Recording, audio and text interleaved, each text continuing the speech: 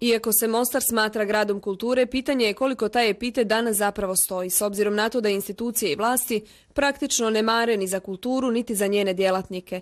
5 kazališnih kuća, koliko ih trenutno ima u Mostaru, ne mogu pokriti ni najosnovnije troškove.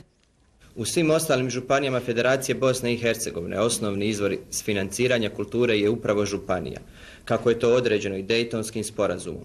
Sarajevska županija za kulturu izdvaja preko 16 miliona maraka, a Hercegovačka-neretvanska jedva pola miliona. I to nesigurno grantovskih sredstava. Javno pitamo zašto. Budžeti za kulturu na svim nivoima su zaista premali. U određenim kantonima ne postoji nikakva ni komunikacija, kao što je ovdje u HNK.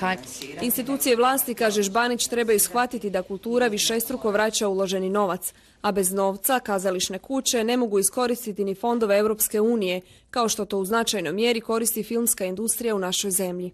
Vi morate imati novac da bi uposlili kvalitetne kadrove koji će da prate konkurse i pozive iz fondova koji se objavljuju na nivou Europske unije, pa da bi onda napisali projekat i mi moramo prije toga osigurati sredstva, dio sredstava, da li 50 ili 30%. No, unatoč tome što kazališne kuće u Mostaru jedva preživljavaju, ne izostaju brojna priznanja i nagrade u zemlji i svijetu. Mostar, ističu, ima najbogatiju i najkvalitetniju ponudu predstava za djecu u cijeloj Bosni i Hercegovini. Ipak, ukupan proračun svih 5 kazališta zajedno manji je od godišnjeg proračuna svakog pojedinačnog kazališta u Sarajevu, Tuzli ili Zenici.